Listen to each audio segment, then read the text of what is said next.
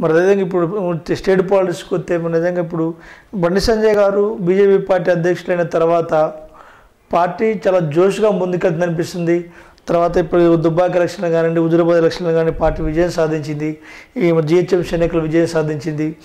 ఇదే ఊపు కంటిన్యూ అయ్యే అవకాశం ఉందంటారా మీరు? ఖచ్చితంగా అనుకుంటున్నాను ఇదే ఊపు కంటిన్యూ అవుతుంది అని.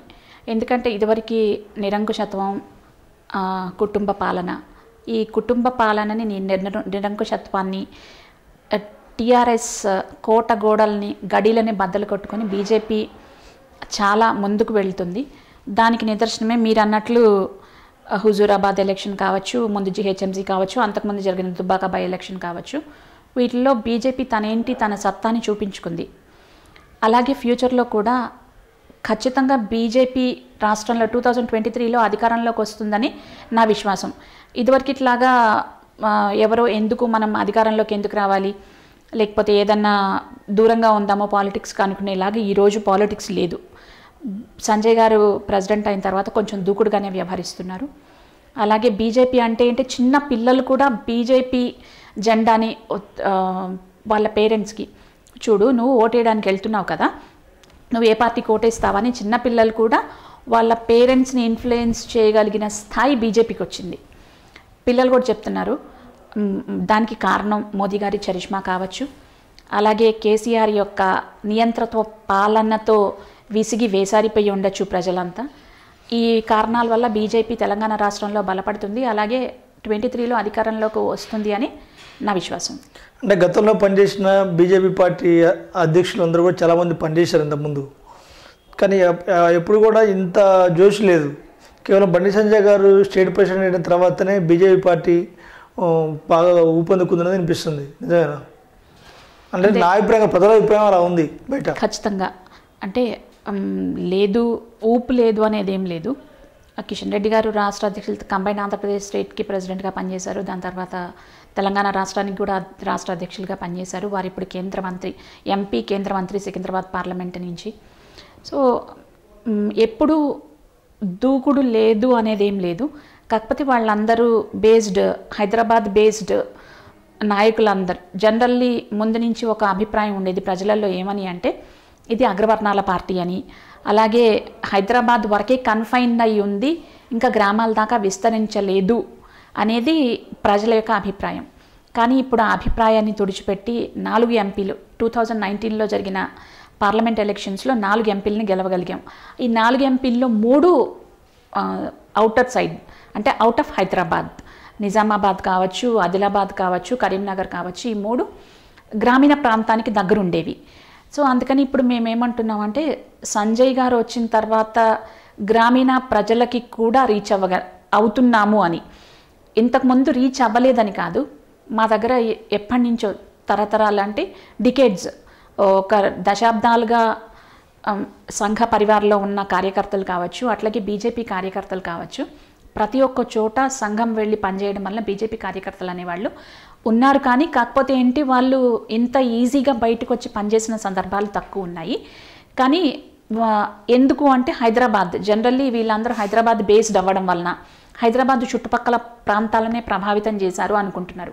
కానీ ఇప్పుడు అలా కాకుండా గ్రామంలో కూడా బీజేపీ జెండా కనిపిస్తుంది. మేము బీజేపీ కోసం పనిచేస్తున్నాము అనేది ఉంది. అలాగే ఏంటంటే కిషన్ రెడ్డి గారు చేసిన తెలంగాణ పోర్ యాత్ర కావచ్చు, దాని తర్వాత దాన్ని కంటిన్యూ చేసిన లక్ష్మణ్ గారు తెలంగాణ యాత్ర కావచ్చు, ఇప్పుడు బండి సంజయ్ గారు చేస్తున్న ప్రజా సంగ్రామ యాత్ర కావచ్చు, ఇవన్నీ అంటే అప్పుడు లక్ష్మణ్ గారేమో మార్పు కోసం తెలంగాణ యాత్ర, అంతకుముందు కిషన్ రెడ్డి గారేమో తెలంగాణ ఆత్మగౌరవ యాత్ర, ఇట్లా అన్ని రకాల తెలంగాణ పోర్ యాత్ర ఇవి చేశారు. వీటి తర్వాత ఇప్పుడు సంజయ్ గారు దాన్ని కంటిన్యూ చేస్తున్నారు. అంటే ఫుల్ ఫ్లెడ్జెడ్ తెలంగాణ రాష్ట్రం మొత్తం తిరగడం, పాదయాత్ర చేయడం అనేది ఇది మొదటిసారి. సో ఈ పాదయాత్ర వలన రాష్ట్ర అధ్యక్షులు పాదయాత్ర చేస్తున్నప్పుడు పార్టీ శ్రేణులందరూ ఖచ్చితంగా ఆ యాత్రకు మద్దతు ఇవ్వాల్సిందే, వారితో పాటు అడుగు కలిపి నడవాల్సిందే. సో దీనివలన ప్రతి ఒక్క ప్లేస్లోనూ బీజేపీ అనేది బీజేపీ జెండా అనేది, బీజేపీ పార్టీ అనేది బయట ప్రజలందరికీ తెలుస్తుంది, ఇది పబ్లిక్లో నానుతుంది. అసలు ఇప్పుడు ఈ ప్రజా సంగ్రామ యాత్ర బీజేపీ బండి సంజయ్ గారు చేస్తున్న యాత్రలు నిజంగా ఆయన యాత్ర ప్రజల కోసం చేస్తుండా, లేదంటే టీఆర్ఎస్ పార్టీని ఓడించడానికి చేస్తుండా, లేదంటే బీజేపీ పార్టీని పరిపాలన అధికారంలో తేవడం చేస్తుండే యాత్ర? అసలు యాత్ర ఎందుకో చేస్తుండే బీజేపీ బండి సంజయ్ గారు? ఖచ్చితంగా చెప్పాను కదా, ఇదివరకు మిగతా వాళ్ళందరూ కూడా చేశారు. కిషన్ రెడ్డి గారు రాష్ట్ర అధ్యక్షులు ఉన్నప్పుడు చేశారు, లక్ష్మణ్ గారు రాష్ట్ర అధ్యక్షులు ఉన్నప్పుడు తెలంగాణ యాత్ర చేశారు. కానీ పాదయాత్ర చేయడం అనేది ఇది మొదటిసారి. అంటే కేసీఆర్ తెలంగాణ రాష్ట్రం ఏర్పడి ఇప్పటికి 7 సంవత్సరాలైంది. 2014లో తెలంగాణ రాష్ట్రం వచ్చింది. ఎలక్షన్స్లో టీఆర్ఎస్ గవర్నమెంట్ని ఫామ్ చేసింది. గవర్నమెంట్ని ఫామ్ చేసిన తర్వాత ఇప్పటి వరకు తెలంగాణ రాష్ట్ర సమితి ప్రజలకు ఏం చేసింది అనే దాన్ని మేము ప్రశ్నిస్తున్నాం.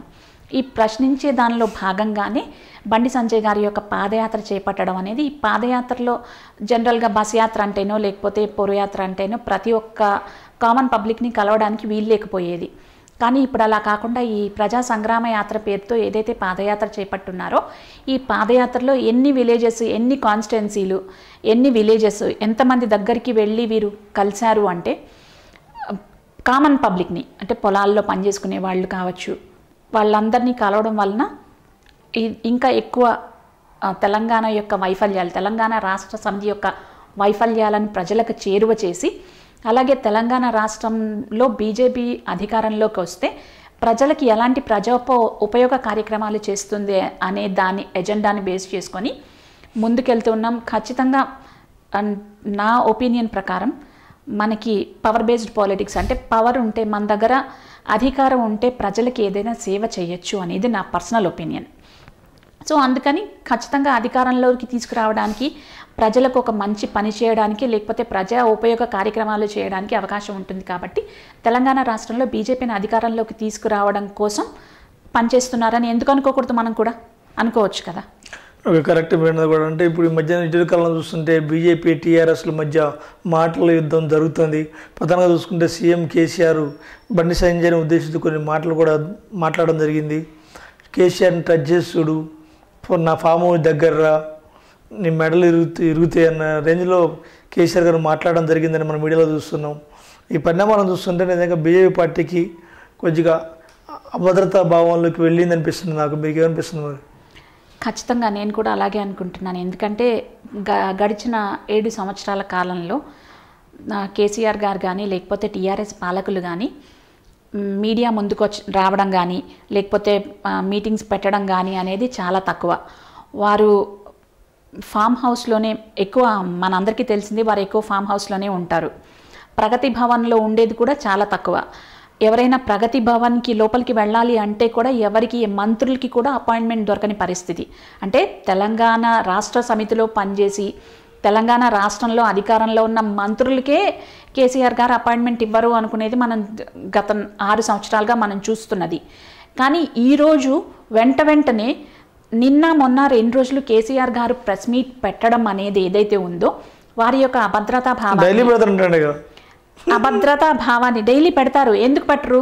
ఎందుకంటే బీజేపీ ఎక్కడ అధికారంలోకి వస్తుందో వారి అధికారాన్ని ఎక్కడ ప్రశ్నిస్తారో అనే భయం కోసం ఖచ్చితంగా. అందుకని ఈ తప్పుడు మాటలన్నీ మాట్లాడడం వెనక ఉద్దేశం కూడా అదే.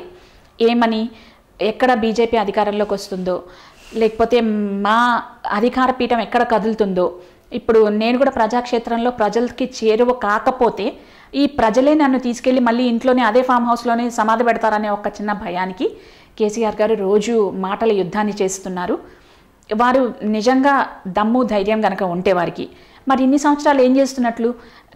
ఒక్కసారి ఒక ఓటమి చవి చూసిన వెంటనే 2 రోజులు కంటిన్యూస్గా ప్రెస్ మీట్ పెడుతున్నాడు అంటే దాన్ని బట్టి బీజేపీ అంటే కేసీఆర్ గారికి ఎంత భయం ఉందో మనం అర్థం చేసుకోవచ్చు. Hello everybody, this is Lipsika. Please subscribe to Kakatiya TV. Please subscribe to Kakatiya TV. Please subscribe. Push subscribe. Please subscribe. Hi, nenu RJ Kajal.